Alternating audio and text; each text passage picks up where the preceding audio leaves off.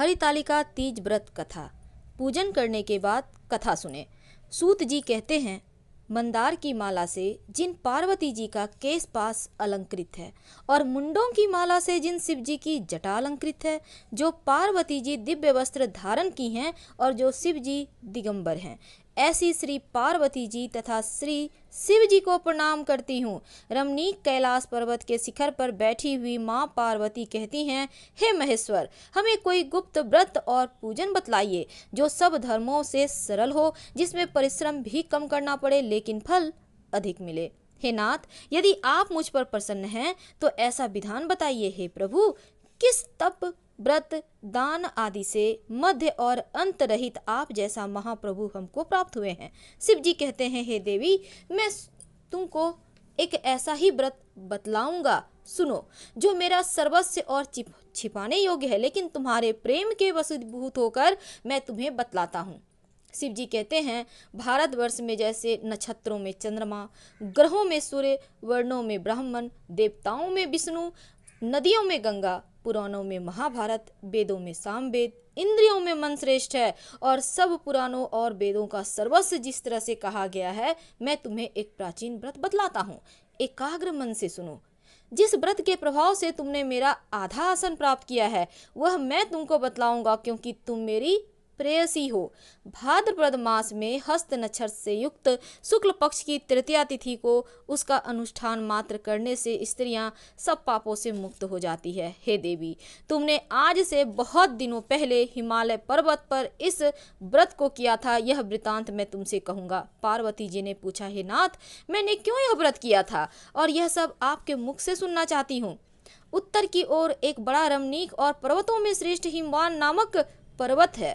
उसके आसपास तरह तरह की भूमियां हैं, तरह तरह के वृक्ष उस पर लगे हुए हैं, नाना प्रकार के पक्षी, अनेक प्रकार के पशु उस पर निवास करते हैं। वहां पहुंचकर गंधर्वों के साथ बहुत से देवता, सिद्ध, चारण, पक्षीगण सर्वदा प्रसन्न मन से विचरते हैं। वहां पहुंचकर गंधर्व गाते हैं, अप्सराएं नाचती हैं। उस पर्वतराज के कितने ही शिखर ऐसे हैं जिसमें स्फटिक, रत्न, वैदूर्य मणि आदि की खानें भरी हैं।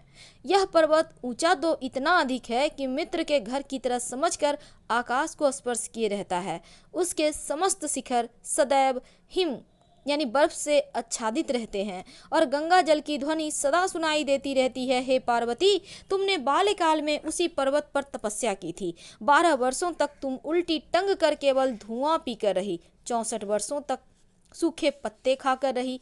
माघ मास में तुम भरी दोपहरिया में पंचाग्नि तापती और जल में श्रावण माह में बैठी रहती।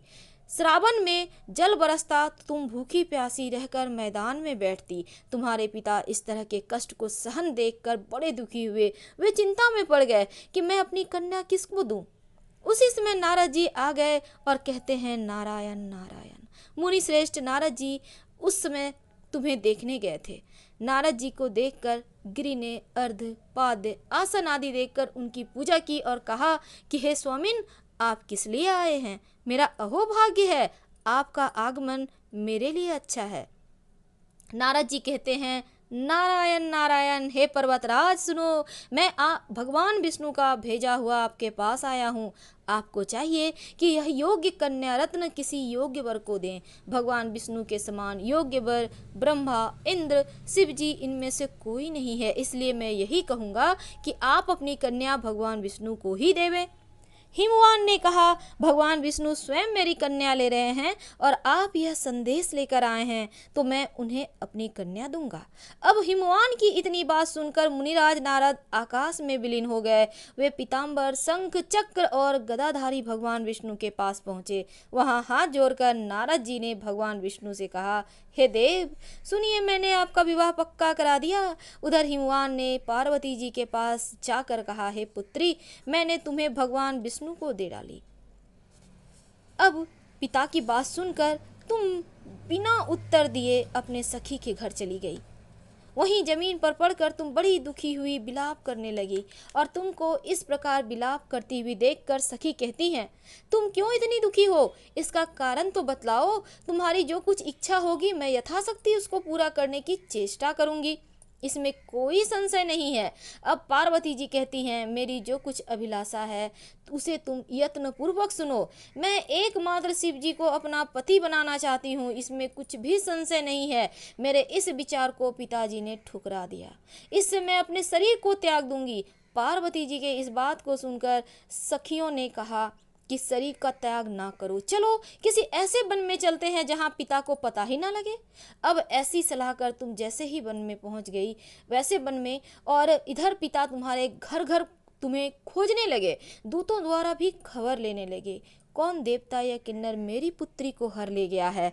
उन्होंने मन ही मन कहा, मैं नारद जी के आगे प्रतिज्ञा कर चुका हूँ, मैं अपनी पुत्री भगवान विष्णु को दूंगा। ऐसा सोचते सोचते हिमवान मूर्छित हो गए। अब गिरिराज को मूर्छित देखकर सब लोग हाहाकार करते हुए दौड़े। जब होश हुआ तो सब लोग पूछने लगे, गिरिराज अपनी मूर्छा का कारण तो बतलाइए। तब हिमवान कहते हैं, आप लोग मेरे दुख का कारण सुने। न मालूम कौन मेरी कन्या को हर ले गया है। ऐसा नहीं हुआ तो उसे किसी काले सांप ने काट लिया है या सिंह खा गए होंगे। हाय हाय, मेरी बेटी कहाँ गई? किसी दुष्ट ने मेरी पुत्री को मार डाला। ऐसा कहकर वे वायु के झोंके से कांपते हुए वृक्ष के समान कांपने लगे। इसके बाद हिमराज तुम्हें बन बन खोजने लगे। वह वन भी सिंह, भालू, हिंसक जानवरों से भरा हुआ था और भयानक भी हो रहा था। वह वन भी, तुम भी अपनी उसी वन में सखियों के साथ उस भयानक वन में चलती चलती एक ऐसी जगह जा पहुंची जहां एक नदी बह रही थी। उसके रमणीय तट पर एक बड़ा ही सुंदर बड़ी सी कंदरा थी। तुमने उसी कंदरा में आश्रम बना लिया और मेरी एक बालुकामयी प्रतिमा बनाकर अपनी सखियों के साथ जब भाद्रपद शुक्ल पक्ष की हस्तयुक्त तृतीया तिथि को प्राप्त हुई तब तुमने मेरा विधिवत पूजन किया। रात भर जागकर गीत वाद्य आदि से मुझे प्रसन्न करने में बिताया। उस ब्रजराज के प्रभाव से व्रतराज के प्रभाव से मेरा आसन डगमगा उठा, जिससे मैं तत्काल उस स्थान पर जा पहुंचा जहां तुम अपनी सखियों के साथ रहती थी। वहां पहुंचकर मैंने तुमसे कहा कि मैं तुम पर प्रसन्न हूं, बोलो क्या चाहती हो। तुमने कहा, हे मेरे देवता, यदि आप मेरे ऊपर प्रसन्न हैं तो मेरे पति बने। मेरे तथास्तु कहकर कैलाश पर्वत पर वापस आने पर तुमने वह प्रतिमा नदी में प्रवाहित कर दी और सखियों के साथ उस महाव्रत का पालन किया। हिमवान भी तब तक उस वन में तुम्हें खोजते हुए आ पहुंचे और चारों दिशाओं में तुम्हारी खोज करते करते बड़े व्याकुल हो चुके थे, इसलिए तुम्हारे आश्रम के समीप पहुंचते ही गिर पड़े। थोड़ी देर बाद उन्होंने नदी के तट पर दो कन्याओं को सोते हुए देखा। देखते ही उन्होंने तुम्हें छाती से लगा लिया और बिलख कर रोने लगे। फिर पूछा, पुत्री, तुम सिंह, व्याघ्र आदि जंतुओं से भरे इस वन में क्यों आ पहुंची? पार्वती जी कहती हैं, हे पिताजी, मैंने पहले ही अपने आप को शिव जी के हाथों सौंप दिया था। आपने मेरी बात ही टाल दी, इसलिए मैं वहां से चली आई। हिमवान ने सांत्वना दी कि पुत्री, मैं तुम्हारी इच्छा के विरुद्ध कुछ नहीं करूंगा। वे तुम्हें अपने साथ घर ले आए और मेरे साथ तुम्हारा विवाह करवा दिया। इसी से तुमने मेरा अर्धासन पाया है। इस व्रत का नाम हरितालिका क्यों पड़ा? क्योंकि तुमको सखियों के द्वारा हर ले गई थी तुम, इसीलिए इसका नाम हरितालिका पड़ा। तब से आज तक इस व्रत को किसी के सामने प्रकट करने का अवसर प्राप्त नहीं हुआ था, लेकिन आज मैं तुमसे कहता हूँ।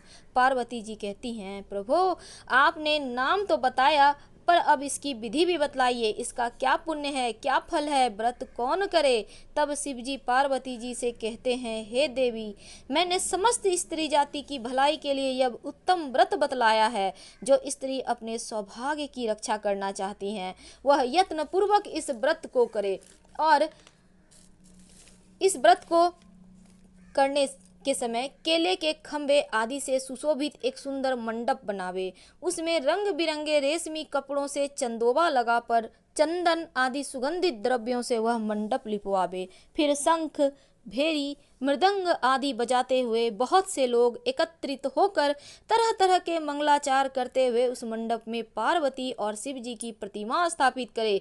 उस रोज दिन भर उपवास कर बहुत से सुगंधित पुष्प सुगंध मनोहर धूप नाना प्रकार के नैवेद्य आदि एकत्रित कर मेरी पूजा करे और रात भर जागरण करे। ऊपर जो जो वस्तुएं गिनाई गई है इसके अतिरिक्त नारियल, सुपारी, जाम्बीरी, नींबू, लौंग, अनार, नारंगी आदि जो जो फल प्राप्त हो सके उन्हें इकट्ठा कर ले। उस ऋतु में जो फल फूल मिल सके विशेष रूप से रखे। इसके बाद धूप दीप आदि से पूजन कर प्रार्थना करे। हे शिवे, शिव रूपिणी, हे मंगले, सब अर्थों को देने वाली हे देवी, हे शिव रूपे आपको नमस्कार है। हे शिव रूपे आपको सदा के लिए नमस्कार है। हे ब्रह्म रूपिणी आपको नमस्कार है। हे जगदात्री आपको नमस्कार है। हे सिंहवाहिनी, संसार के भय से भयभीत मुझ दीन की रक्षा करें। इस कामना की पूर्ति के लिए मैंने आपकी पूजा की है। हे पार्वती, मुझे राज्य और सौभाग्य दें, मुझ पर प्रसन्न होवें। इन्हीं मंत्रों से माँ पार्वती और शिव जी की स्तुति करें और तदंतर विधि पूर्वक कथा सुने। ब्राह्मणों को वस्त्र, गौ, स्वर्ण आदि देवे। इस तरह एक चित्त होकर स्त्री पुरुष दोनों एक साथ पूजन करें। फिर वस्त्र आदि जो कुछ हो सके उसका संकल्प करें। और हे देवी, जो स्त्री इस प्रकार पूजन करती हैं वह सब पापों से छूट जाती हैं। उसे 7 जन्म तक सुख सौभाग्य प्राप्त होता है। जो स्त्री तृतीया तिथि का व्रत ना कर सके और ना कर अन्न भक्षण करती हैं वह 7 जन्म तक बंध्या रहती हैं और उसको बार बार विधवा होना पड़ता है। वह सदा दरिद्र, पुत्र शोक से, शोकाकुल स्वभाव से, लड़ाकी, सदा दुख भोगने वाली होती हैं और उपवास ना करने वाली स्त्री अंत में घोर नरक में जाती हैं। मांसाहार करने से बाघिन होती हैं, दही खाने से बिल्ली होती हैं, मिठाई खाने से चींटी और कुछ ना खाने से मक्खी होती है। तीज को अन्न खाने से सूकरी होती है, फल खाने से बंदरिया होती है, पानी पीने से जोंक होती है, दूध पीने से सापिन होती है और उस रोज सोने से अजगरी होती है, पति को धोखा देने से मुर्गी होती है। इसीलिए सभी स्त्रियां व्रत जरूर करें। दूसरे दिन स्वर्ण, चांदी, तांबा अथवा बांस के पात्र में अन्न भरकर ब्राह्मण को दान देवें और पार ना करें। जो स्त्री इस प्रकार व्रत रखती हैं वे मेरे समान पति पाती हैं और जब वह मरने लगती हैं तब तुम्हारे समान उसका रूप हो जाता है। उसे सब प्रकार के सांसारिक सुख और सायुज्य मुक्ति मिल जाती है। इस हरितालिका व्रत कथा मात्र सुन लेने से प्राणी को 1000 अश्वमेघ और सैकड़ों वाजपेय यज्ञ के इतना फल मिलता है। हे देवी, मैंने यह सब व्रतों में उत्तम व्रत बतलाया जिसके करने से प्राणी सब पापों से छूट जाते हैं। इसमें कुछ भी संशय नहीं। व्रत कथा के बाद आरती जरूर करें और आरती 2 लाइनों में, हालांकि हमारा सुर कच्चा है लेकिन फिर भी चलिए हम सब मिलकर आरती करते हैं। शीस गंग अर्धंग पार्वती सदा विराजत कैलासी, नंदी भृंगी नृत्य करत हैं गुण भक्तन शिव की दासी। शीतल मंद सुगंध पवन वह बैठे हैं शिव अविनाशी, करत गान गंधर्व सप्त स्वर रागी रागिनी मधुरासी। यक्ष रक्ष भैरव जहाँ डोलत बोलत हैं बन के बासी, कोयल शब्द सुनावत सुंदर भ्रमर करत हैं गुंजासी। कल्प द्रुम अरुपरी चात तरु लाग रहे हैं लक्षासी, कामधेनु कोटिन जहाँ डोलत करत फिरत हैं भिक्षासी। सूर्यकांत सम पर्वत शोभित चंद्रकांत सम हिम राशि, छहों तुरि तुनित फलत रहत हैं पुष्प चढ़त हैं बरसासी। देव मुनि जन की भीड़ पड़त है निगम रहत जो नित गासी, ब्रह्मा विष्णु जाको ध्यान धरत हैं कछु शिव हमको फरमासी। रिद्धि सिद्धि के दाता शंकर सदा आनंदित सुख राशि, जिनकी सुमिरन सेवा करते टूट जाए यम की फांसी। त्रिशूलधर जी को ध्यान निरंतर मन लगाए कर जोगासी, दूर करो विपदा शिव तनु की जन्म जन्म शिव पद पासी। कैलासी काशी के बासी अविनाशी मेरी सुध लीजो, सेवक जान सदा चरणन को अपनो जान कृपा कीजो। तुम तो प्रभु जी सदा दया में अवगुण मेरे सब ढकियो, सब अपराध क्षमा कर शंकर किंकर की विनती सुनियो। हर हर महादेव। फिलहाल हम आपसे विदा लेंगे। अगर पसंद आए तब लाइक कर सब्सक्राइब कीजिएगा। आपके कमेंट्स का इंतजार रहेगा। आपको ये हरितालिका तीज की व्रत कथा हमारा कहना कैसा लगा। हम फिर से मिलेंगे किसी नए टॉपिक के साथ। धन्यवाद।